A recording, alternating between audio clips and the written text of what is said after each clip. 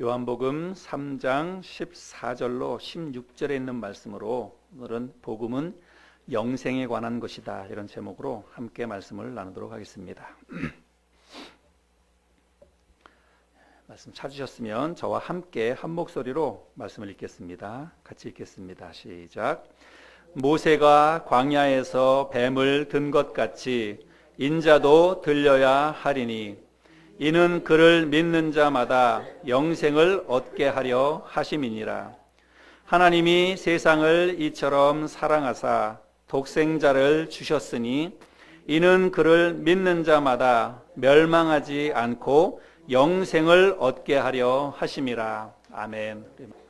제가 몇 개월 전에 타던 자동차를 폐차했습니다. 그 차는 어떤 차였냐면 저희 처남이 새 차를 구입해가지고 뭐 여러 가지 튜닝도 하고 또 여러 가지 좋은 뭐 오디오도 장착하고 그래서 타던 차인데 아마 한 2년인가 정도를 타다가 저희를 줬습니다. 그래서 우리 집에 와서 우리 가족에 발휘되어서 한 12년간을 그 차와 함께 동고동락을 했습니다. 근데 그 차를 생각하면 우리 아이들이 어렸을 때였거든요. 근데 그 차에 그 썬루프가 있었습니다. 근데 그 아이들이 어렸을 때 그 참 신기하잖아요. 어디 갈 때 시골 같은 데 가면 그 썬루프를 열어서 머리를 거기다 내밀고 밖을 쳐다보고 그랬던 기억이 납니다.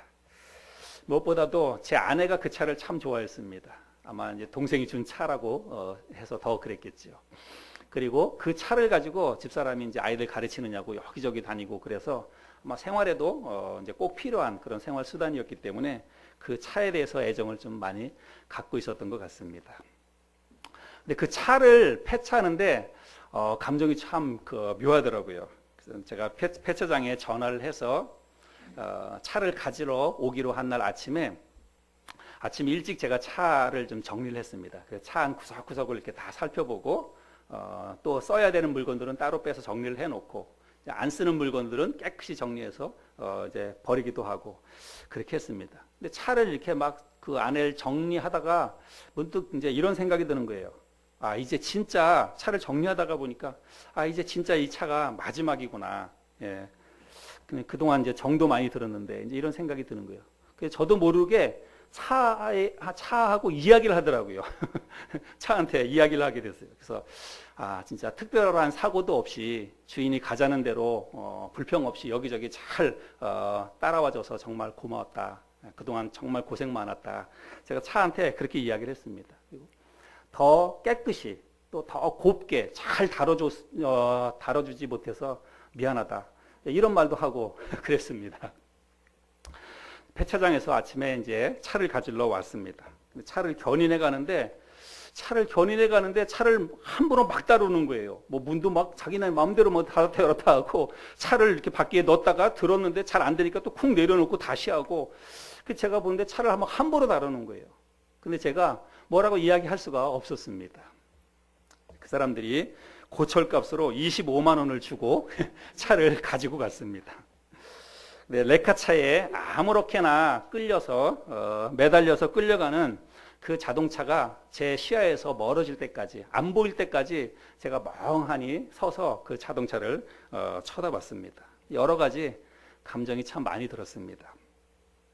근데 가장 큰 감정은 슬프다. 그리고 안 됐다. 불쌍하다. 이런 생각이 들었어요. 제가 그 차가 어디로 가는지를 제가 잘 알기 때문이죠. 폐차장으로 가는 거죠.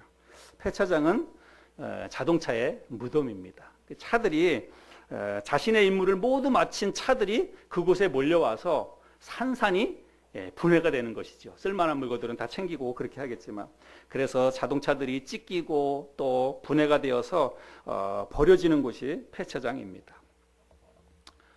자동차와 이별을 하는데도 이런 감정이 드는데, 여러분, 사랑하는 가족을 떠나보낸다면 여러분 그 마음이 어떨까요? 저는 사랑하는 가족을 이미 두 분이나 떠나보냈습니다. 한 분은 저희 아버님이고 또 한 분은 저의 장인어른입니다. 저희 아버님은 심근경색을 앓고 계셨어요. 그래서 어느 날 갑자기 돌아가셨습니다. 아버님 돌아가시는 것도 보지를 못했습니다. 저희 장인어른은 돌아가실 것을 조금 예견을 했습니다. 기력이 이제 쇠약해지셔서 집에서 누워 계시다가 돌아가셨습니다. 근데 아버님이 돌아가셨을 때 가서 아버님의 모습을 보는데 아버님의 핏기 없는 얼굴, 그리고 차디찬 손, 그리고 장인어른의 깡마른 얼굴, 그 모습이 아직도 기억에 생생합니다. 그 앞에서 오열하던 자식들의 모습도 아직도 생생합니다. 여러분, 죽음은 슬프고 고통스러운 일이지요. 죽은 사람은 모르지요. 그러나 산 사람들에게 있어서 죽음은 슬프고 안타깝고 가슴 아프고 고통스러운 일입니다. 여러분, 그래서 저는 죽음이 두렵습니다. 죽음 자체가 두려운 것이 아니라 그 슬프고 안타깝고 가슴 아픈 일, 고통스러운 일을 또 겪어야 하는 것이 두려운 것이죠. 저한테는 연세가 많이 드신 저희 어머님과 장모님이 계십니다.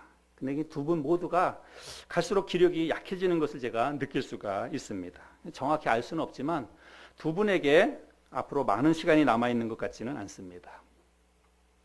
근데 제가 목회를 하면서 개업식도 가보고 또 돌잔치도 가보고 결혼식도 가보고 많이 가보는데 다양한 자리에 많이 가죠. 그런데 장례식 자리만큼은 그게 누구의 장례식이든지 그게 어떤 죽음이든지 모두가 다 가슴이 아프고 그리고 참 슬펐습니다. 그 자리에서 천국을 이야기하고 천국의 소망을 설교하고 천국의 소망을 노래하지만 그래도 여전히 마음이 먹먹하고 그리고 슬펐습니다. 그래서 저는 장례식은 좀 안 일어났으면 좋겠다. 교회에서 장례식은 안 일어났으면 좋겠다. 그런 생각을 늘 합니다. 여러분은 어떤지 모르겠습니다. 여러분들도 혹시 정들었던 자동차를 떠나보냈던 경험이 여러분 있으신가요? 저만 뭐 좀 너무 유별난 건가요? 아마 여러분에게도 이별 그리고 마지막은 슬프고 힘들 것입니다. 그래서 어떤 사람들은 자동차가 아니라 안 입는 헌 옷을 버리는 것도 잘 못 버립니다. 그리고 신던 헤어진 신발도 잘 버리지를 못합니다. 주방 선반에 찬장에 안 쓰는 물건, 오래된 물건들, 앞으로도 거의 쓸 일이 없는 그런 그릇들도 잘 버리지를 못합니다. 어떤 심한 사람들은 누군가에게 선물을 받았는데 그 선물의 포장지도 버리지 못하는 사람들이 있어요. 영화 다 보고 난 영화표도 심지어는 버리지 못하는 사람들이 있습니다. 여러분, 그만큼 우리는 이별과 헤어짐을 힘들어 한다는 것이죠. 옷이나 가구나 주방용품, 자동차와 같은 것들은 여러분 생명이 없어요. 그래서 우리가 그런 것들과 어느 정도 감정의 교감을 한다 할지라도 그렇다고 해서 우리가 그런 것들과 함께 삶을 나누거나 희노애락을 나누거나 그렇지는 않지요. 그런데 여러분, 생명이 있는 것을 이야기하면 이야기가 좀 달라지지요. 저는 어렸을 때 동네에 저희 옆에 동네에 몇 살 위에 형이 학교 갔다 온 사이에 그 부모님이 그 집에서 기르던 개를 개장수에게 팔아버렸습니다. 근데 그 형이 학교 갔다 와가지고 논두렁을 미친 듯이 달려가면서 대성통곡하는 모습을 보았어요. 근데 그 모습이 지금도 뭐 30년 이상의 세월이 흘렀는데도 불구하고 그 모습이 아직도 기억에 납니다. 우리 유리가 지금은 이제 뭐 대학을 졸업했지만 유리가 초등학교 1학년 때인가 2학년 때인가 집에서 아파트에 살 때인데 그 집에서 햄스터를 길렀어요. 햄스터를 길렀는데 집사람이 어떻게 하다가 그 햄스터가 그만 죽고 말았어요. 유리가 학교 갔다 와가지고 얼마나 슬퍼했는지 그래서 집사람하고 그 햄스터를 아파트 화단에 곱게 묻어주었던 기억이 지금도 납니다. 여러분은 집에서 기르던 강아지나 고양이를 떠나보는 경험이 있으신가요? 그거는 아마 자동차를 폐차시키는 것하고는 비교도 할 수 없는 아픔이 있었을 것입니다. 입던 옷이나 헤어진 신발을 버리는 것하고는 차원이 다른 슬픈 감정이 들지요. 사랑하는 부모님, 사랑하는 남편, 사랑하는 아내, 가슴에 묻어야 하는 이 자식의 죽음. 여러분, 죽음은 우리 인간이 경험할 수 있는 가장 슬프고 가장 힘들고 가장 고통스러운 일 가운데 당연히 넘버 원입니다. 왜냐하면 그것이 끝이기 때문에 그렇죠. 다시는 예전으로 되돌릴 수가 없기 때문입니다. 근데 여러분, 만약에 죽음이 없다면, 죽음 없는 인생이 여러분 있다면, 여러분 혹시 죽음 없는 인생에 대해서 생각해 보신 적이 있으신가요? 우리는 한 번 죽는 것은 정해진 것이기 때문에 죽음 없는 인생을 생각해 본 적이 별로 없을 거예요. 저도 별로 생각해 본 적이 없습니다. 그런데 여러분, 성경에는 죽음 없는 인생에 관한 이야기가 기록되어져 있습니다. 다른 종교에는 그런 게 없어요. 유일하게 기독교에만, 그리고 하나님의 말씀인 성경에서만 영생에 관한 이야기를 우리가 찾아볼 수가 있습니다. 근데 우리는 영생에 대해서 생각하면 영생은 먼 미래에 관한 이야기다라고 그렇게만 생각을 하지요. 근데 여러분, 영생에 대해서 성경에서는 신약 성경에만 기록되어져 있지 않고 구약 성경에도 영생이 기록되어져 있습니다. 이 말은 뭐냐면 구약에 있던 사람들도 영생에 대해서 이미 알고 있었다는 거예요. 그리고 그 영생을 믿고 있었다는 사실입니다. 그럼 제일 처음에 영생에 관한 성경의 기록은 창세기 3장에 기록되어져 있습니다. 우리 한번 좀 찾아서 한번 좀 보겠는데요. 먼저 창세기 3장을 보기 전에 창세기 2장을 한번 펴보시기 바랍니다. 창세기 2장 9절, 여호와 하나님이 그 땅에서 보기에 아름답고 먹기에 좋은 나무가 나게 하시니 동산 가운데에는 생명나무와 선악을 알게 하는 나무도 있더라. 여러분, 하나님께서 에덴 동산을 만드셨는데 에덴 동산 가운데에 지금 나무가 두 그루가 있어요. 여러분, 어떤 나무와 어떤 나무입니까? 대답해 보세요. 어떤 나무와 어떤 나무입니까? 생명나무와 선악을 알게 하는 나무, 이게 에덴 동산에 있습니다. 자, 그 다음에 16절, 17절입니다. 여호와 하나님이 그 사람에게 명하여 이르시되 동산 각종 나무의 열매는 네가 임의로 먹되 선악을 알게 하는 나무의 열매는 먹지 말라. 네가 먹는 날에는 반드시 죽으리라 하시니라. 하나님께서 에덴 동산에 있는 모든 나무의 열매는 다 먹어도 된다라고 이야기했습니다. 단 하나, 금한 것은 선악을 알게 하는 나무의 열매는 절대로 먹지 말아라 라고 말씀하시고 그것을 먹으면 정녕 죽게 될 것이다 라고 말씀을 하셨습니다. 그런데 결국 첫사람인 아담이 이 선악을 알게 하는 나무의 열매를 따먹었나요? 안 따먹었나요? 따먹었죠. 자, 그 다음에 3장 22절로 가서 보겠습니다. 3장 22절부터 24절.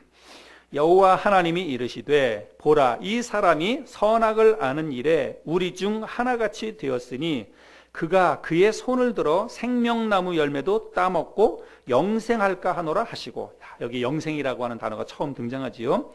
여호와 하나님이 에덴 동산에서 그를 내보내어 그의 근원이 된 땅을 갈게 하시니라. 이같이 하나님이 그 사람을 쫓아내시고 에덴 동산 동쪽에 그룹들과 두루 도는 불칼을 두어 생명나무의 길을 지키게 하시니라. 자, 여러분, 이 말씀에 보면 하나님이 처음에 사람을 만드셨을 때, 여러분, 하나님이 처음에 사람을 만드셨을 때 그 사람을 영생하도록 만드셨다는 사실을 여러분 아십니까? 하나님은 처음에 사람을 만드셨을 때요, 사람을 영생하는 존재로 만드셨습니다.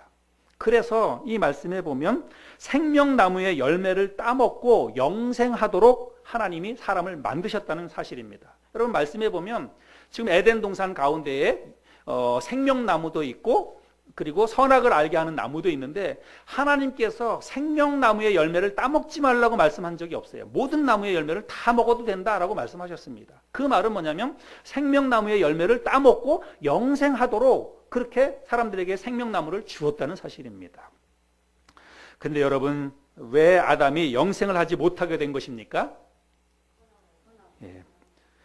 아담은 생명나무의 열매를 따먹고 그가 영생을 해야 됐는데 생명나무 열매를 따먹는 대신에 그는 선악을 알게 하는 나무의 열매를 따먹었습니다. 선악을 알게 하는 나무의 열매를 따먹는 즉시 그가 죄가 무엇인지를 알게 되었다는 거예요. 근데 여러분, 우리 사람들은 죄가 무엇인지를 알면 죄를 안 지을 것 같지만 여러분, 죄가 무엇인지를 알면 죄를 더 잘 짓게 됩니다. 죄가 주는 유혹이 있기 때문에 그렇다는 것이죠. 그래서 결국 하나님은 죄 지은 인간이 영생하지 못하도록, 죄 지은 인간이 죄를 가지고 있는 상태에서 영생하는 것은 그거는 저주지요. 그보다 더 큰 저주는 없는 것이지요. 그래서 죄 지은 인간이 영생하지 못하도록 하나님께서 경비병 천사를 에덴 동쪽에 배치시켜서 아담을 더 이상 에덴 동산에 접근하지 못하도록, 생명나무에 접근하지 못하도록 하나님이 지키셨다는 거예요. 그래서 결국은 첫사람인 아담은 에덴 동산에서 쫓겨나서 그 이후로는 생명나무 근처에도 가지를 못했다는 것입니다. 그러니까 생명나무의 열매를 따먹을 수 없었기 때문에 그는 죽음을 맞이할 수밖에 없었다는 사실입니다. 그리고 아담의 후손으로 태어난 모든 사람들은 그래서 죽음을 맞이하게 되었다는 이야기이죠. 그러니까 여러분, 아담은 이 인류의 죽음을 가져온 원흉이에요. 그렇죠? 예, 만약에 아담이 이 당시에 선악을 알게 하는 나무의 열매가 아니라 그가 만약에 생명나무의 열매를 따먹었다면 여러분, 우리는 죽지 않는 사람이었을 것입니다. 아담도 역시 마찬가지였고 인류에 태어난 모든 사람들은 아마 틀림없이 죽지 않는 그런 존재였을 것입니다. 여러분, 다윗도 영생을 알고 있었습니다. 시편 133편에 보면 보라, 형제가 연합하여 동거함이 어찌 그리 선하고 아름다운고, 머리에 있는 보배로운 기름이 수염 곧 아론의 수염에 흘러서 그의 옷깃까지 내림 같고, 헐몬의 이슬이 시온의 산들에 내림 같도다. 거기서 여호와께서 복을 명령하셨나니 곧 영생이로다. 시편 133편에는 부제가 달려있는데 성전에 올라가는 노래 이렇게 붙여져 있습니다. 다윗이 아마도 다윗의 믿음이 최고조에 달했을 때 노랫말로 만들어서 하나님을 찬양한 그런 노래가 이 시편 133편인데, 시편 133편에서 다윗은 무엇을 노래하냐면 하나님을 믿는 믿음의 공동체, 형제 자매들의 이 모임이 얼마나 아름답고 얼마나 좋은지를 노랫말로 만들어서 지었다는 것입니다. 그래서 헤르몬 산의 이슬이 시온의 산들의 내림같이 하나님을 섬기는 믿음의 공동체에 하나님께서 영생의 복을 내려주실 것이다 라고 노래를 했다는 것입니다. 다윗이 이미 영생에 대한 개념을 알고 있었다는 것이고, 하나님께서 하나님을 섬기는 믿음의 공동체에게 영생의 복을 내려주실 것이라고 그는 그렇게 믿고 있었다는 사실입니다. 다윗은 틀림없이 영생의 개념을 지금 이야기하고 있는 것이죠. 바벨론의 느부갓네살 왕도 여러분, 하나님을 찬양하면서 이렇게 고백을 합니다. 다니엘서 4장 34절에 보면 그 기한이 참에 나 느부갓네살이 하늘을 우러러 보았더니 내 청명이 다시 내게로 돌아온지라. 이에 내가 지극히 높으신 이에게 감사하며 영생하시는 이를 찬양하고 경배하였나니 그 권세는 영원한 권세요 그 나라는 대대에 이르리로다. 예, 바벨론의 느부갓네살 왕도 하나님을 뭐라고 얘기하냐면 영생하시는 하나님이다 이렇게 이야기하고 합니다. 그 영생에 대한 개념을 그도 알고 있었다는 그런 뜻이죠. 또 다니엘서 12장 1절 2절에 보면 그때에 내 민족을 호위하는 큰 군주 미가엘이 일어날 것이요 또 환란이 있으리니 이는 개국 이래로 그때까지 없던 환란일 것이며 그때에 네 백성 중 책에 기록된 모든 자가 구원을 받을 것이라. 땅의 티끌 가운데서 자는 자 중에서 믿은 사람이 깨어나 영생을 받는 자도 많은 사람이 깨어나 영생을 받는 자도 있겠고 수치를 당하여서 영원히 부끄러움을 당할 자도 있을 것이며. 여러분, 이 말씀은 가브리엘 천사가 다니엘이 본 환상의 의미를 설명해 주면서 한 이야기예요. 근데 이 가브리엘 천사가 뭐라고 얘기하냐면 죽은 자 가운데서 많은 사람들이 부활하여 영생을 받기도 하고 또 어떤 사람은 영벌을 당하기도 할 것이다 이렇게 이야기하고 있습니다. 다 모두가 다 지금 영생의 개념을 알고 있다라고 하는 것을 우리가 확인할 수가 있죠. 여러분, 신약 성경에서는 영생에 대한 이야기가 정말 많이 기록되어져 있습니다. 그리고 가장 많이 영생에 대해서 가장 많은 언급을 하신 분은 예수님이십니다. 예수님께서 영생에 대해서 많은 말씀을 하셨는데 시간 관계상 다 찾지는 못하고 제가 몇 군데를 찾아서 그냥 읽어만 드릴 테니까 여러분 한번 눈으로 확인해 보시기 바랍니다. 마태복음 18장 9절 만일 내 눈이 너를 범죄하게 하거든 빼어버리라. 한 눈으로 영생에 들어가는 것이 두 눈을 가지고 지옥불에 던져지는 것보다 나으니라.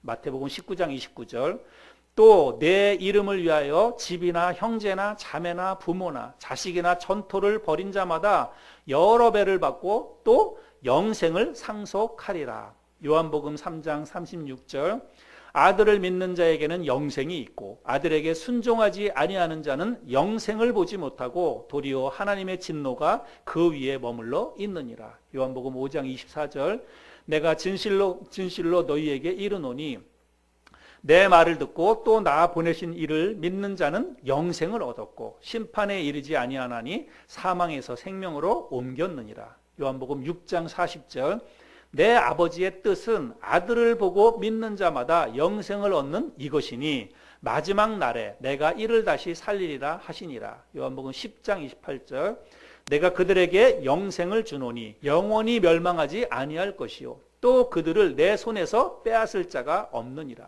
요한복음 17장 3절 영생은 곧 유일하신 참 하나님과 그가 보내신 자 예수 그리스도를 아는 것이니이다. 예수님께서 영생에 대해서 이런 확실한 말씀을 하셨다는 것입니다. 또 예수님의 사도, 제자들 가운데에서는 사도 바울이 영생에 대해서 분명한 확신을 가지고 이야기하는 것을 볼 수가 있습니다. 로마서 6장 22절에 보면 그러나 이제는 너희가 죄로부터 해방되고 하나님께 종이 되어 거룩함에 이르는 열매를 맺었으니 그 마지막은 영생이라. 로마서 6장 23절 죄의 삭은 사망이요 하나님의 은사는 그리스도 예수 우리 주 안에 있는 영생이니라. 갈라디아서 6장 8절 자기의 육체를 위하여 심는 자는 육체로부터 썩어질 것을 거두고 성령을 위하여 심는 자는 성령으로부터 영생을 거두리라. 디모데전서 6장 12절 믿음의 선한 싸움을 싸우라 영생을 취하라 이를 위하여 네가 부르심을 받았고 많은 증인 앞에서 선한 증언을 하였도다. 디도서 3장 7절 우리로 그의 은혜를 힘입어 의롭다 하심을 얻어 영생의 소망을 따라 상속자가 되게 하려 하심이라. 사도 바울뿐만이 아니라 사도 요한도 영생에 대해서 말씀을 합니다. 요한일서 5장 11절에 보면 또 증거는 이것이니 하나님이 우리에게 영생을 주신 것과 이 생명이 그의 아들 안에 있는 그것이니라. 13절 내가 하나님의 아들의 이름을 믿는 너희에게 이것을 쓰는 것은 너희로 하여금 너희에게 영생이 있음을 알게 하려 함이라. 이런 말씀들을 우리가 성경을 통해서 성경에서 영생에 대해서 분명하게 말씀을 하고 있고 예수님과 사도 바울과 예수님의 제자들이 이미 영생에 대한 분명한 개념을 가지고 있었고 또 그것을 분명히 믿고 있었다는 사실을 우리가 볼 수가 있습니다. 오늘 우리들이 함께 읽었던 이 본문 말씀은 바리새인 중에 니고데모라고 하는 율법사가 예수님에게 와서 질문을 하는 것에 그런 이어서 나오는 말씀이죠. 이 니고데모가 한밤중에 궁금해서 예수님을 찾아와서 질문을 합니다. 예수님, 어떻게 하면 우리가 하나님의 나라를 볼 수 있습니까? 어떻게 하면 우리가 하나님의 나라에 들어갈 수 있습니까? 이렇게 질문을 하죠. 그러니까 예수님께서 뭐라고 말씀하시냐면 사람이 거듭나지 아니하면 하나님의 나라를 볼 수 없다 이렇게 말씀해요. 그러니까 니고데모가 거듭난다는 말이 무엇인지를 이해할 수가 없었습니다. 여러분 그 당시에 니고데모가 거듭난다는 말을 어떻게 이해할 수가 있었겠습니까? 그러니까 예수님께서 그거를 알 수 없었던 니고데모에게 거듭나는 것에 대해서 이야기를 해주면서 뭐라고 얘기하냐면 육으로 난 것은 육이요 영으로 난 것은 영이니라 라고 말씀하시면서 사람이 하나님의 나라를 보려면 성령으로 거듭나야 된다라고 말씀을 하십니다. 그러면서 예수님께서 어떤 이야기를 하냐면 당신의 죽음, 당신의 십자가의 죽음과 그리고 영생에 대해서 예수님께서 말씀을 하세요. 오늘 본문 말씀에 우리가 14절에서 읽었는데 모세가 광야에서 뱀을 든 것 같이 인자도 들려야 하리니. 여러분 인자가 들린다는 말은 무슨 의미입니까? 내가 예수님이 십자가에 달려 죽게 될 것이다. 이것을 이야기하는 것이죠. 그런데 예수님은 당신의 십자가의 죽음을 이야기하면서 그거를 지금 뭐와 연결을 합니까? 모세가 광야에서 뱀을 든 것 같이 그렇게 이야기를 합니다. 여러분, 모세가 광야에서 뱀을 장대에 든 사건은 민수기 21장에 기록되어져 있죠. 민수기 21장을 한번 찾아볼까요? 여러분, 민수기 21장 4절부터 9절까지에 있는 말씀입니다. 한번 찾아보시고 빨리 못 찾는 분들은 자막을 보시길 바랍니다. 민수기 21장 4절부터 9절까지를 제가 읽겠습니다. 백성이 호르산에서 출발하여 홍해길을 따라 에돔 땅을 우회하려 하였다가 길로 말미암아 백성의 마음이 상하니라. 백성이 하나님과 모세를 향하여 원망하되 어찌하여 우리를 애굽에서 인도해 내어 이 광야에서 죽게 하는가. 이곳에는 먹을 것도 없고 물도 없도다. 우리 마음이 이 하찮은 음식을 싫어하노라 하매 여호와께서 불뱀들을 백성 중에 보내어 백성을 물게 하심으로 이스라엘 백성 중에 죽은 자가 많은지라. 백성이 모세에게 이르러 말하되 우리가 여호와와 당신을 향하여 원망함으로 범죄하여 싸우니 여호와께 기도하여 이 뱀들을 우리에게서 떠나게 하소서. 모세가 백성을 위하여 기도하매 여호와께서 모세에게 이르시되 불뱀을 만들어 장대 위에 매달아라. 물린 자마다 그것을 보면 살리라. 모세가 놋뱀을 만들어 장대 위에 다니 뱀에게 물린 자가 놋뱀을 쳐다본 즉 모두 살더라. 여러분, 뱀에 물려 죽을 수밖에 없었던 사람들이 모세가 만들어 장대 위에 달았던 뭐예요? 놋뱀을 보는 순간 모두 다 다시 살아났다는 것입니다. 그런데 그것처럼 죽을 수밖에 없었던 이 땅의 모든 사람들이 십자가에 달린 예수 그리스도를 바라보면 다시 살아나게 된다는 것입니다. 하나님께서 예수 그리스도를, 당신의 독생자 예수 그리스도를 이 땅에 보내주신 그 목적이 바로 거기에 있다라고 이야기를 하고 있습니다. 네, 여러분, 우리가 그 십자가에 달려 죽으신 그 예수 그리스도를 바라보고 그 예수 그리스도를 우리가 믿을 때에 그럼 우리가 무엇을 받게 되나요? 우리가 무엇을 받게 되나요? 우리가 보통을 얘기할 때는 구원받았다 이렇게 이야기하죠. 여러분, 여러분 구원 받으셨나요? 어떻게 구원 받으셨습니까? 십자가에 달린 예수 그리스도를 바라보고 그 예수 그리스도를 마음속에 믿었을 때 그 예수 그리스도를 믿음으로 우리가 구원을 받는 것이죠. 근데 여러분, 예수님께서는 지금 이거를 이야기하면서 원래는 니고데모에게 지금 뭘 이야기하는 거냐면 하나님의 나라를 이야기하는 것입니다. 하나님의 나라를 볼 수 있는 것에 대해서 이야기하는 거예요. 근데 여러분, 우리가 보통 교회에서 구원받았다, 혹은 거듭났다, 혹은 하나님의 나라, 천국에 들어갈 수 있게 되었다, 그리고 영생을 얻게 되었다, 이런 표현들을 쓰는데 사실은 그런 표현들은 다 같은 의미라고 하는 것입니다. 우리가 이런 말씀을 통해서 그런 것들을 확인할 수가 있습니다. 그래서 우리가 예수 그리스도, 십자가에 달리신 그 예수 그리스도를 바라보고 그 예수 그리스도를 마음속에 믿을 때에 우리는 구원받았습니다. 동시에 우리는 하나님의 나라인 천국에 갈 수 있게 된 것입니다. 그리고 우리는 영생을 받았다는 사실입니다. 여러분이 구원받을 때 영생을 받았다는 사실을 여러분 믿으시나요? 여러분 믿으시나요? 안 믿으시나요? 안 믿으세요? 예. 제가 여러분 천국, 하나님의 나라를 설교하면서 천국은 예수 믿는 사람들이 나중에 죽어서 가는 곳이 아니라 예수님이 이 땅에 오심으로 인해서 이미 이 땅의 천국은 시작이 되었다. 그래서 완벽한 것은 아니지만 우리가 부분적인 것이기는 하지만 이 땅에서도 얼마든지 우리가 천국을 경험할 수 있다. 제가 말씀을 드렸잖아요. 그래서 예수 믿는 사람들은 이 땅에서 정말 진짜 본향인 천국에 가기 전에 이 땅에서도 천국을 경험해야 된다. 하나님의 통치와 하나님의 그 인도하심에 전적으로 나의 삶을 맡기고 천국을 경험하면서 살아가자. 내 마음의 천국, 또 우리의 가정에, 우리 교회의 천국을 누리며 살아가자, 이런 말씀을 드렸지요. 근데 여러분, 천국뿐만이 아니라 영생도 마찬가지라고 하는 사실을 우리가 알아야 됩니다. 여러분, 영생도 우리가 죽은 다음에, 부활한 다음에 그때부터 시작해서 여러분 영생이 시작되는 것으로 많은 사람들은 그렇게 영생을 알고 있습니다. 근데 여러분, 그렇지가 않아요. 그렇지 않다는 사실을 여러분 아셔야 됩니다. 영생도 이미 시작이 되었다는 사실입니다. 여러분, 우리는 죽지 않을 것입니다. 여러분, 저는 죽지 않을 거예요. 제가 이렇게 이야기하면 여러분 잘 새겨들어야 돼요. 또 하목사가 이상한 어디 가서 뭘 배웠는지 이상한 얘기한다. 여러분, 죽지 않는, 근데 실제적으로 자기 몸이 죽지 않는다고 이야기하는 사람들이 있어요. 신천지 이만희 같은 사람들, 그런 사람들, 그 뿌리들은 다 죽지 않는다는 이야기를 합니다. 실제로 자기가 안 죽는다고 이야기를 해요. 근데 여러분, 우리가 가지고 있는 이 몸, 지금 내가 가지고 있는 이 몸은 죽어요, 안 죽어요?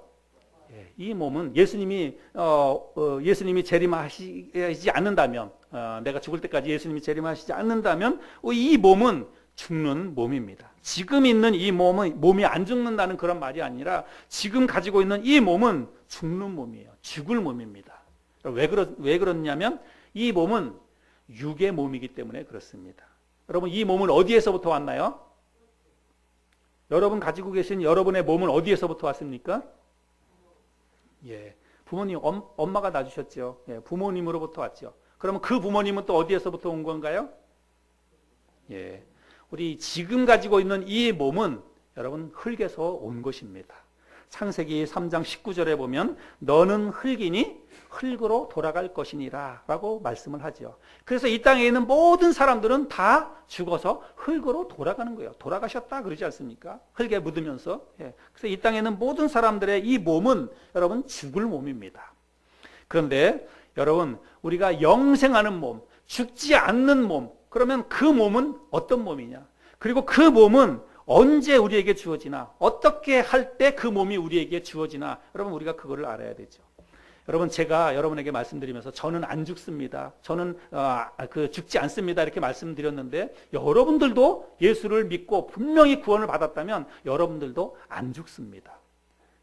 근데 여러분, 그 안 죽는 몸, 신령한 그 몸 하늘에 속한 몸인데, 여러분 그 몸은 여러분 언제 받는 것입니까? 앞으로 우리가 예수님이 재림하실 때, 부활하실 때, 여러분 그때 받는 것입니까? 아니에요. 여러분, 그 몸은 이미 우리에게 주어졌습니다. 언제냐면 우리가 거듭날 때, 우리가 예수를 믿고 거듭날 때 그 몸이 우리에게 주어졌다는 사실이에요. 여러분, 거듭난다는 말이 뭐예요? 그 말 자체가, 거듭난다 이 말 자체가 다시 태어난다 이런 뜻 아닙니까? 다시 태어난다, 그게 거듭난다는 말이죠.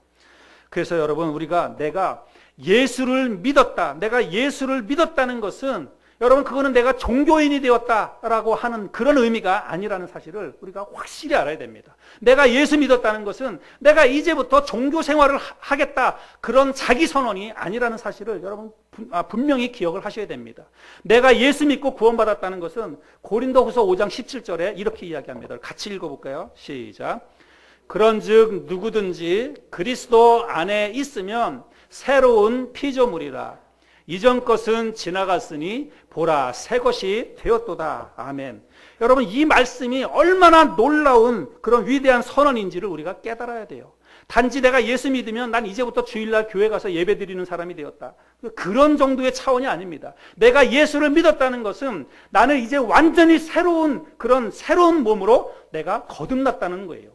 저 말씀이 이야기하고 있지 않습니까? 누구든지 그리스도 안에 있으면 새로운 피조물이라. 우리는 새로운 피조물이 된 거예요. 새로운 몸으로 우리가 다시 거듭났다라고 하는 그런 말씀입니다. 여러분, 그 새로운 몸이 뭔가요? 새로운 피조물이? 그게 바로 하늘에 속한 신령한 몸이라고 하는 것입니다. 죽음이 침노하지 못하는 영생의 몸으로 우리가 거듭났다는 거예요. 여러분, 지금 가지고 있는 이 몸은 여러분 텐트입니다. 장막입니다. 우리가 예수 그리스도를 믿는 순간 주어진 그 새로운 몸은 이 몸이 아니에요. 지금 이 몸은 언젠가 죽어서 흙이 되어버릴 것입니다. 그러나 우리가 예수를 믿을 때에 우리에게 주어진 그 새로운 몸은 지금 우리가 가지고 있지는 않지만 예수를 믿을 때 그 몸은 우리에게 이미 주어졌습니다. 그런데 그 몸의 실체가 언제 드러나냐, 그 몸이 언제 실제적으로 나타나냐, 그거는 바로 예수님이 재림하실 때 그 몸이 드러나게 될 것입니다. 고린도전서 15장에 그런 말씀을 잘 말씀하고 있죠. 고린도전서 15장 47절부터 보면 첫사람은 땅에서 났으니, 우리 지금 가지고 있는 이 몸을 이야기하는 것이죠. 땅에서 났으니 흙에 속한 자이거니와 둘째 사람은 하늘에서 나셨느니라. 무릇 흙에 속한 자들은 저 흙에 속한 자와 같고 무릇 하늘에 속한 자들은 저 하늘에 속한 자와 이와 같으니 우리가 흙에 속한 자의 형상을 입은 것 같이 또한 하늘에 속한 이의 형상을 입으리라. 여러분, 우리는 하늘에 속한 이 하나님의 형상을 입은 그런 사람들이고, 우리가 예수를 믿고 거듭나는 순간에 그 몸은 우리에게 이미 주어졌다는 거예요. 그리고 그때부터 시작해서 우리는 이미 새로운 삶이 시작이 되었다는 사실입니다.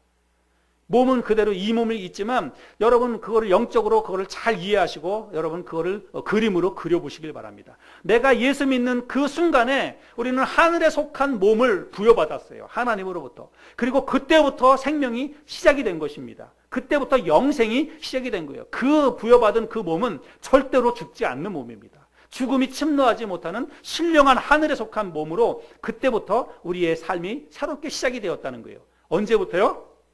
예수 믿고 구원받는 그 순간부터 우리의 영생이 시작되었다는 사실을 여러분 기억하시기를 바랍니다. 그래서 여러분, 천국 하나님의 나라가 이미 시작된 것처럼 예수 믿는 우리에게 영생도 이미 시작되었다라고 하는 사실들을 여러분이 반드시 기억하시기를 바랍니다. 그러므로 우리 예수 믿는 우리에게 이 육신의 죽음, 예수 믿는 우리에게 이 육신의 죽음은 그러면 어떤 의미냐? 여러분, 우리가 육신적으로 우리가 죽잖아요. 그 육신의 죽음은 여러분 정말 아무것도 아닙니다. 그 육신의 죽음은 고린도후서 5장 1절에서 이렇게 이야기합니다. 만일 땅에 있는 우리의 장막집이 무너지면 하나님께서 지으신 집, 곧 손으로 지은 것이 아니요 하늘에 있는 영원한 집이 우리에게 있는 줄 아느니라. 자, 이 말씀의 앞부분에 보면 땅에 있는 우리의 장막집이 무너지면 이렇게 이야기하고 있죠. 저기 장막집이라고 하는 게 바로 텐트예요. 영어에서는 텐트라고 이렇게 번역을 하고 있습니다. 여러분, 여름에 우리가 캠핑을 가죠.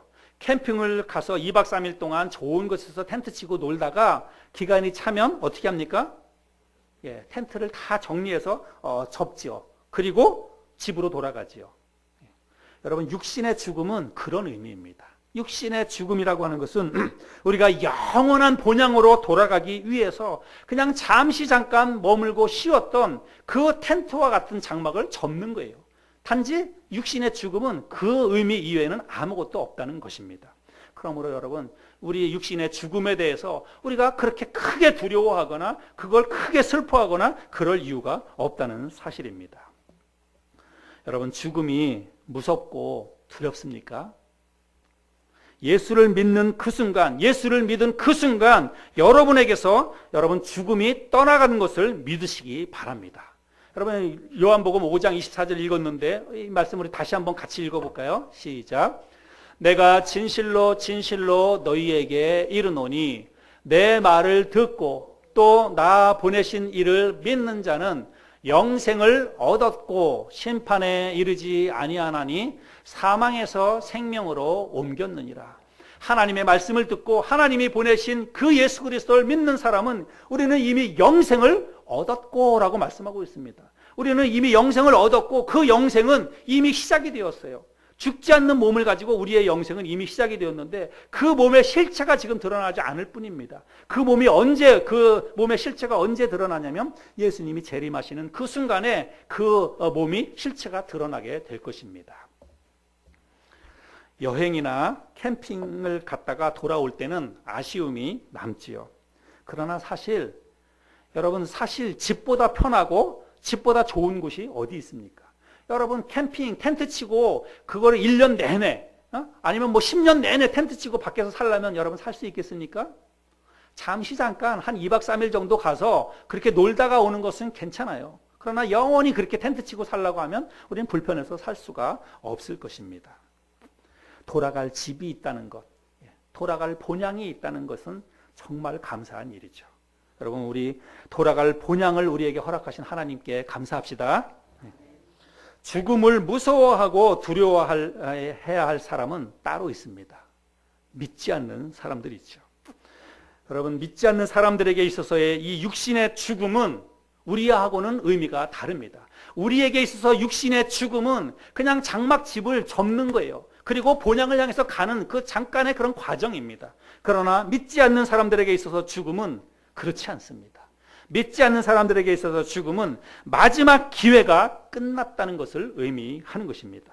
그들에게 있어서 더 이상은 선택의 기회가 남아있지 않다는 사실이고, 하나님의 은혜와 하나님의 긍휼이 이미 끝났다는 것을 의미하는 것입니다.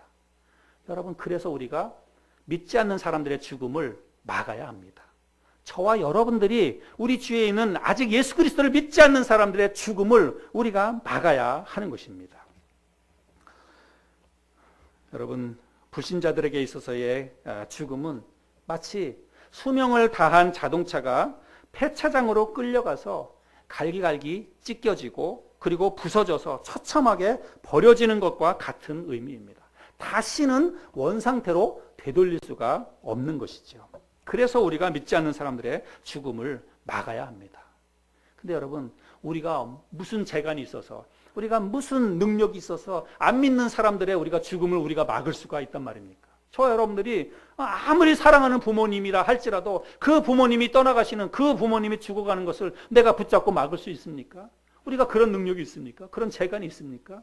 그런 재간이 없죠. 근데 여러분, 우리가 안 믿는 사랑하는 사람들, 사랑하는 가족들의 죽음을 우리가 막을 수 있는 다른 방법이 있습니다. 그거는 뭐냐면 장대에 달린 노뱀을 바라보라고 가르쳐 주는 것입니다. 장대에 달린 노뱀을 바라봐야 하나님의 진노를 피할 수 있다고, 그래서 영생할 수 있다고 그들에게 외쳐야 되는 거예요. 그러면 그 사람들이 그 노뱀을 바라보면 다시 죽었던 사람이 다시 살아났던 것처럼 십자가에 달린 예수 그리스도를 바라보면 그 사람도 우리와 똑같은 그런 영생을 선물로 받게 되는 것이죠. 여러분, 영생은 하나님의 선물입니다. 영생은 하나님이 우리 인간에게 주신 여러분 가장 값진 선물이에요. 최고의 선물입니다. 제가 최근에 어떤 분으로부터 홍삼을 선물을 받았습니다. 근데 그 홍삼, 제가 그 선물 받은 것 가운데서 가장 좋아 보였어요. 그 홍삼이요, 이런 그 병에 들었어요, 병에. 근데 거기에 홍삼이 한 뿌리씩 들었습니다. 그런 게 병이 뭐 12개인가 이렇게 있었어요. 그래서 홍삼, 진짜 그 삶 자체가 통째로 하나씩 이렇게 들어있었습니다. 근데 여러분, 그거를 저한테 선물로 준 분이 왜 줬을까요? 홍삼을? 예. 예, 그 홍삼, 목사님 이 홍삼 드시고 건강하게 지내라고, 건강하게 더 오래오래 살라고 그 홍삼을 주었을 것입니다. 그러나 여러분, 아무리 비싼 홍삼, 아무리 좋은 홍삼을 먹는다 할지라도 우리는 영생할 수 없습니다. 아무리 비싸고 아무리 귀한 홍삼을 먹어도 우리는 죽게 되어 있습니다. 여러분, 이 세상에 그 어떤 선물이 영생과 비교가 될 수가 있겠습니까? 하나님이 우리에게 주신 그 영생의 선물은 이 세상 그 누구도 줄 수 없는 가장 값진 선물이고 가장 소중한 선물입니다. 하나님이 우리에게 왜 그 선물을 주셨을까요? 우리를 그만큼 사랑하기 때문이죠. 우리를 그만큼 소중하게 여기시기 때문에 가장 값진, 가장 소중한 선물을 우리에게 주셨다는 사실입니다. 여러분, 영생에 대해서 막연하게 생각하지 마세요. 영생은 분명한 사실입니다. 그리고 그 영생은 언젠가, 우리가 죽은 다음에 언젠가 부활해서 시작되는 것이 아니라 이미 내가 예수를 믿기로 결단한 그 순간부터 하나님으로부터 우리는 그 영생의 몸을 부여받은 사람들입니다. 그리고 그 영생은 이미 그때부터 시작이 되었어요. 여러분, 죽음을 두려워하지 마세요. 우리는 이미 영생을 사는 사람들입니다. 그리스도 안에서 시작된 영생을 지금 우리는 살아가고 있는 사람들이에요. 죽음의 두려움을 물리치시고 영생의 소망을 가지고 믿음으로 하나님 안에, 그리스도 안에 있는 이 삶을 기뻐하면서 감사하게 살아가는 저와 여러분들이 될 수 있기를 바랍니다.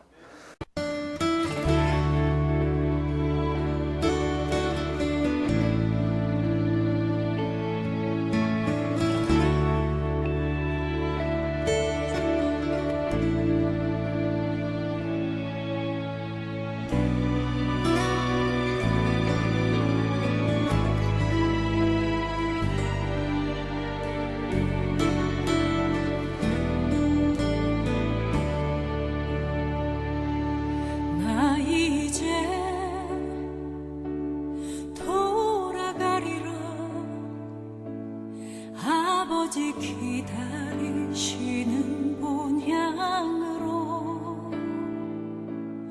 나 이제 돌아가리라. 아버지 안아